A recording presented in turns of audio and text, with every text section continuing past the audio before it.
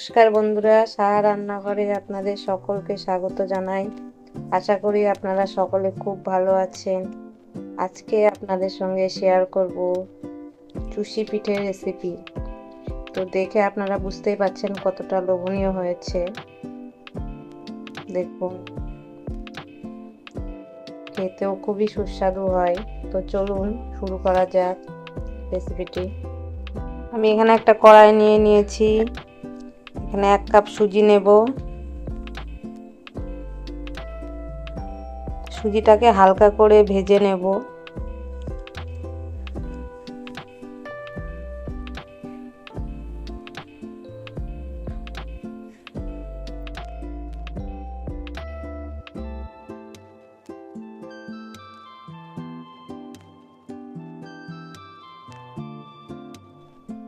আমি এখানে 1 চামচ ঘি দেব, খেতে ভালো লাগবে।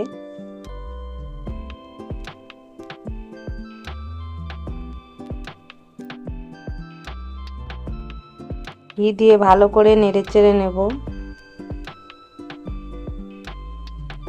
ভাজা হয়ে গেলে এবার আমি অল্প অল্প করে জল দিয়ে সুজিটাকে সেদ্ধ করে নেব।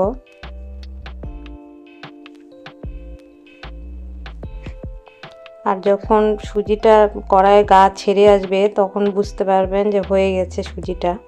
এই দেখুন, এরকমভাবে নামাতে হবে। কড়াইয়ের গা ছেড়ে দিয়েছে। এবার আমি একটা পাত্রে তুলে নেব।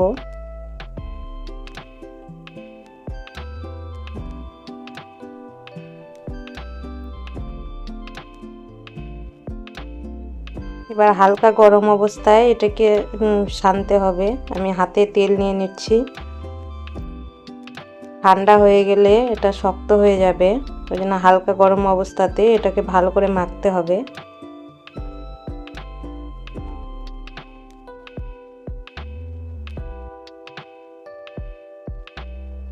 এই দেখুন, এরকমভাবে মেখে নিতে হবে।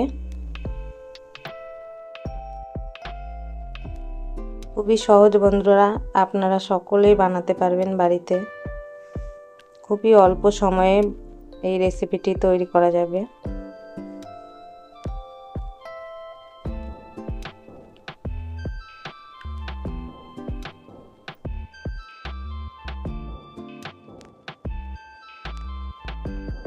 আমি এবার ছোট ছোট করে লেচি কেটে নিয়ে হাতে বানিয়ে দেখাবো আপনাদেরকে।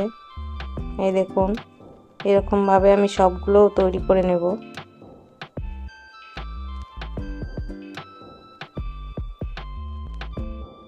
হাতে হালকা করে চাপ দিলেই এরকমভাবে তৈরি হয়ে যাবে। এই দেখুন, আমার সবগুলো বানানো হয়ে গিয়েছে।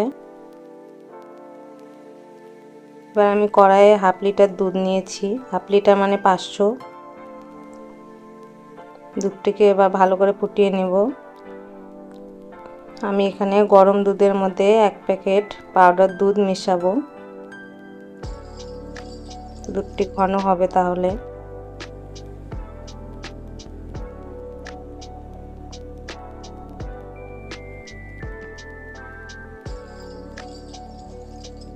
ভালো করে মিশিয়ে নেব।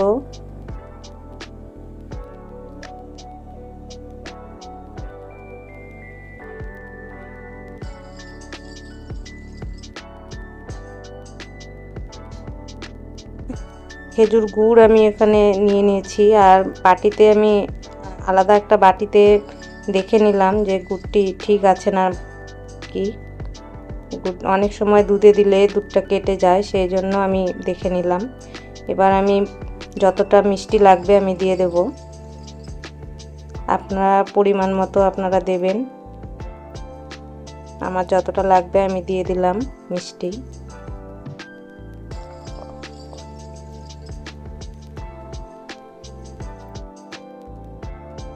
ভালো করে দুধটি ফুটিয়ে নেব। এবার আমার দুধটা ফুটানো হয়ে গেছে। এবার আমি ইয়েগুলো বানিয়ে রেখেছিলাম সেগুলো দিয়ে দেব।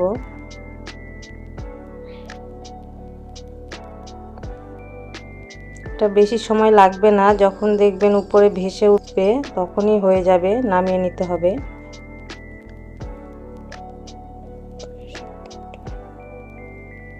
এই দেখুন, ভেসে উঠেছে, হয়ে গেছে আমার পিঠাটা। দেখুন কত সুন্দর লাগছে।